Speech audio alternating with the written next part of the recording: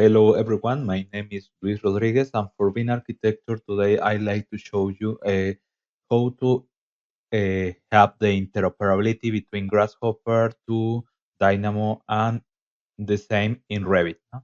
If you remember, there was some time that we have the Flux application that you can share the information about different workflows, but for now we have Speckle.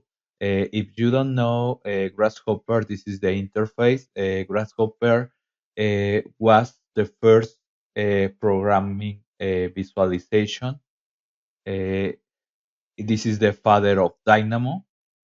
In a few time ago, Autodesk tried to buy the Grasshopper, but uh, Rhinoceros didn't sell because Rhinoceros is from Nemestek and is the competency.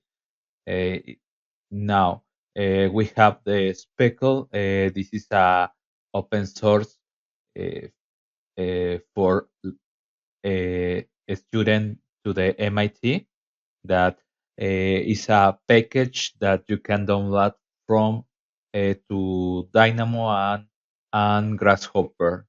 It's very useful when you want to have the interoperability because Grasshopper is a great software to uh, help a lot of when you try to create a complex geometry. For this example, Grasshopper is more related to the complex geometry. With Dynamo is a little difficult to uh, get the same complex geometry. You need a more nodes and you need to scribe with a Python script. But uh, with this package, you can interoperability the information that you create in Grasshopper and Rhinoceros. And if you see, we have this almost the same like Dynamo. We have the package, and for now, this is Speckle. Speckle have these two important nodes, these little boxes, and this is for send and receive the information. If you see for in Dynamo, I have the same. No, in Grasshopper have the send, and in Dynamo I have the receive information. Now I show you the interoperability in real time.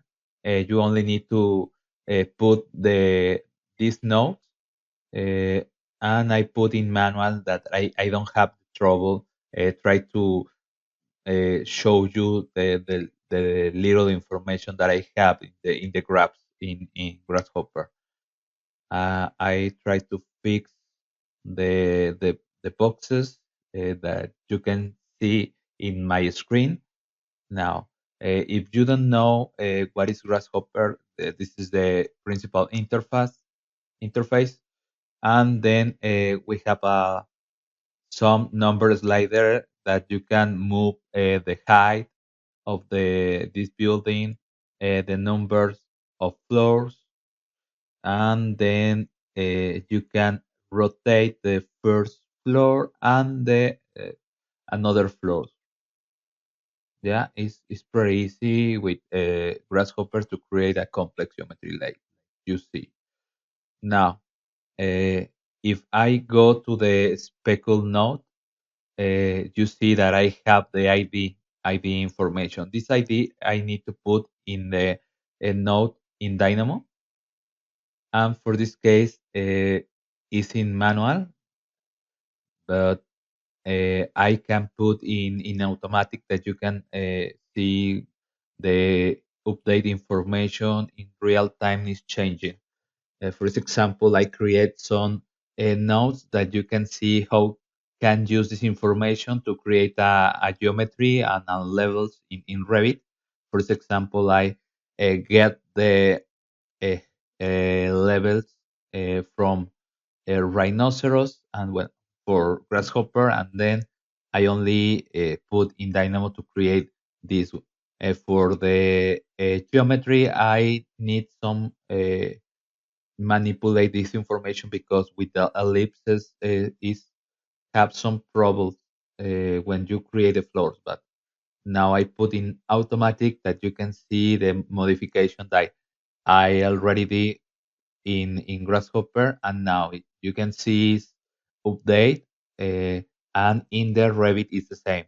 The floors and the levels are update.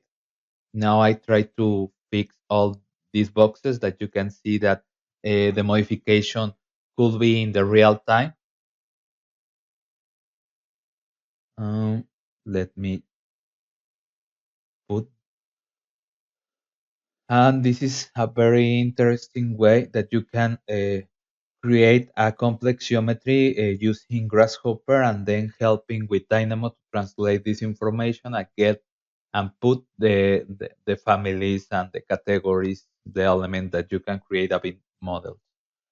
Now I modify the rotation, and then you need to wait some second that you can update the information, and then it's running because the modification is in Dynamo and Revit at the same time.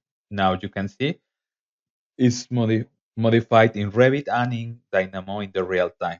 Don't forget to subscribe, and thank you very much for watching us.